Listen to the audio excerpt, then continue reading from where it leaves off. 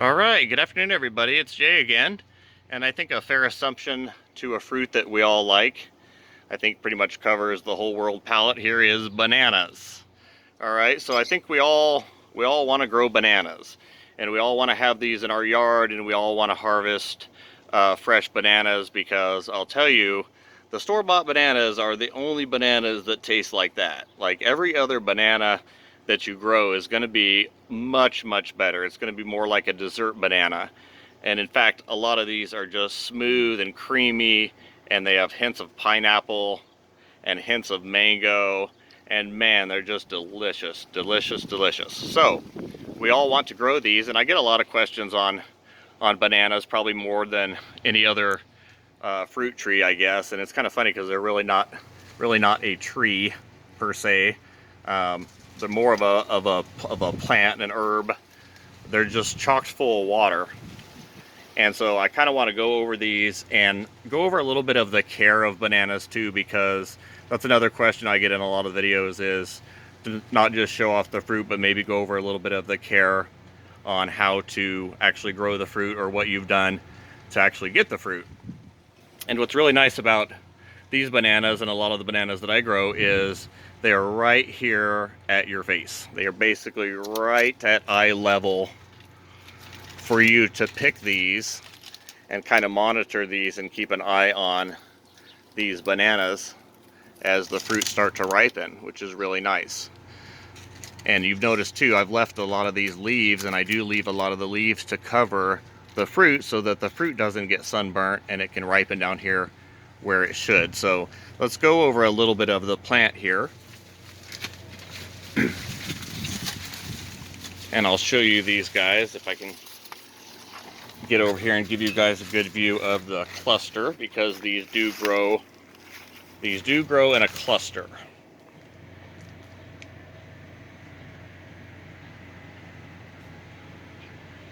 And man, they look good. They look tropical.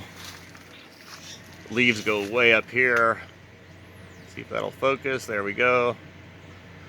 Leaves go way up there into the sun. So I guess the first most important thing about planting a banana, especially if you're going to plant it outside in Phoenix, Arizona in the summer, which you all like to do, seems to be the favorite time to put these guys in, is you want to make sure that the body of the plant, especially the mother plant, is in the shade, because it doesn't have all these pups around it yet. And once it gets all these pups around it, it can withstand more full sun. But if you've got an area where you can plant it in the shade and let those grow up into the sun, because they do need sunlight or they will not produce the bananas, but it keeps them nice and covered in here. And you see how beautiful these look. Like, these look awesome for bananas in the middle of June. You can see how big these leaves are. These things are just enormous and green, and there's just no damage on these leaves. These things are just absolutely perfect. Just gigantic leaves. Now, up in the wind up there, they'll get a little bit beaten by the wind, so they'll get a little bit wind torn. So that's what this is. But you're hoping to not get any scorching on the actual leaves. You're hoping to keep them from being burnt and just keep those a nice big perfect green leaf, just like this. So they grow in a cluster, so you're going to need room for them eventually, because once mama produces, which she already produced here in the middle, you cut that one down, and then all the babies start to produce.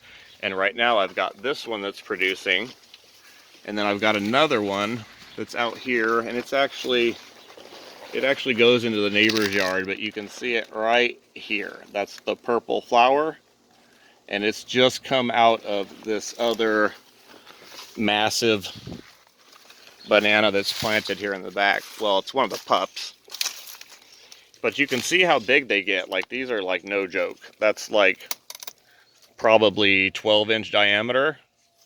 That is a big plant. And so see, that one grows up, and that's the one that's got the flowers on it on the other side, which I guess the neighbors benefit from that. But what's good about that is you never get any complaints from neighbors, especially if they're getting fresh bananas over there on their side. And then there's just a million pups in here, and you can see that they're just shooting up Here's new ones here, and then there's a bunch coming down here. These are all new pups. So we've got 1, 2, 3 back here, 4, this nice massive one here, 5, a big one in the back. And eventually these will get out into the sun as these other ones are cut down and the bananas are produced. You'll cut down this plant, and then this plant will take over its spot again. Okay, so I don't thin these, which is something that some people do, and there's all kinds of thoughts on that as far as how to get good fruit on them. Do you want to thin them down to a couple plants so that you get the energy produced into bananas, or are they going to just keep growing plants? And really the answer to that is nature doesn't thin these things, right? And you get good bananas out in nature, basically. So I leave mine alone. I just let them kind of do their own thing, unless there's a pup that's being squeezed out so bad that it might affect another plant. Then I might take that one out to just relieve an area there. But as far as thinning them to get more fruit, like, I don't see that necessary, because I think if you feed them and water them correctly, that they're gonna just produce, just like you're seeing here. We've got 2 monster mama stalks with bananas on them, soon to be on this one. And then we've got, I don't know, 3 or 4 large pups that are taking its place. And then there's, like, I don't know, another 3 or 4 smaller ones that are gonna come in and take their place. So they're always regenerating themselves, giving you new bananas all the time as the plants grow. So just know that the plant's not a forever plant. It's going to give you bananas and then do its thing. Now, another thing that I do like is the dwarf varieties, because the dwarf varieties, like I showed you back here, on that one, it's just they're eye level with you, basically. The bananas are. So it's really nice to be able to pick them when they're that close to you, basically, instead of having to get them 20 feet up like you do on some of the full-size banana plants. Plus, I think these are a large enough plant as it is. Like, I don't think you need a banana that's twice as tall, unless you like getting up there and harvesting the fruit, or you like the way that they look maybe above your house. So let's get into the feeding and watering a little bit here, because that's also important. I think we've covered the sun exposure and pups. As far as me thinning them, I don't, still get good fruit. But I think the feeding and the watering is the most important. And that's something I don't think anybody really does enough of. These things are hogs. Like, these things are literal hogs. So you can't put enough organic material to these plants. So I feed these guys heavily. I put my Aztec Gold compost on these. You guys, oh look, another little pup. You guys can use whatever you want, but you need a lot of organic material, basically, is the idea behind that, because they're going to eat this up. And they also need good drainage. So you have to add some good draining elements to it too, so that these things aren't sitting in their own water. Because you can give them a lot of water if you want to, but it needs to drain away from the plant. Because if it doesn't drain away from, ooh, look, another pup. Right there. If it doesn't drain away from the plant, then it's going to sit there stagnant. And it's the stagnant water that takes these banana plants out. So you can't really overwater a banana plant. If they're in, they can actually sit in water as long as the water is running and it's nice fresh water. It just needs aeration. What gets them is them drowning in their own stagnant water. So you see the soil is just alive here. Let me see if I can just be still for a second here.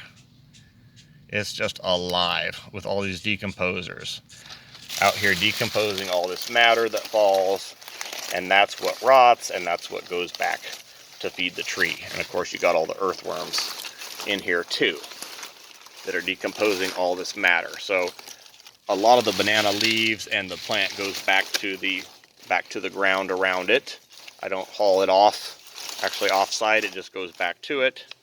And then as far as water goes, like I said, you can water them as little or as much as you want. Just know if you water them a little, they're not going to grow that fast. And if you water them a lot, they're going to grow a lot faster. But if you don't have the drainage, like I said, then you're going to kill them. Oh my gosh, big old worm.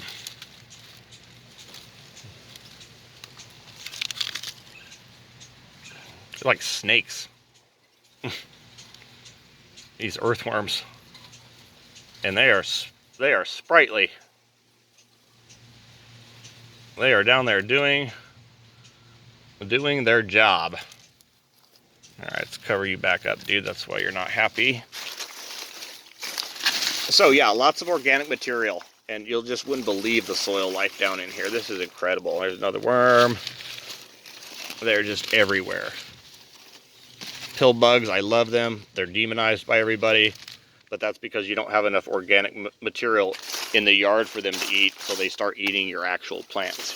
So you got to leave it a little bit sloppy. Now, as far as watering goes, this is basically on a drip. Okay, now let me explain what I mean by that. So it's on a little sprayer. The sprayer, you can see it back here. So this is a 1/4 bush sprayer, which is what this is on, and it sprays straight down. So like it literally is just more or less kind of watering the area around it now, because the drainage is so good. This does not fill up. Like this doesn't fill up like a well would. If your soil was compacted, then this would actually fill up like a giant bowl. But the soil's so good here. Ooh, look, another pup. There's another one right there. So the water basically just goes straight down where it's at right here. So that's basically acting like as drip irrigation would.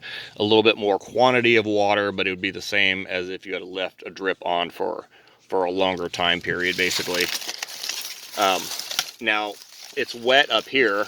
It's really wet up here because that's where that water basically comes. Ooh, look at that worm, man. Jeez. They're literally like snakes. Like, that is not a lethargic earthworm.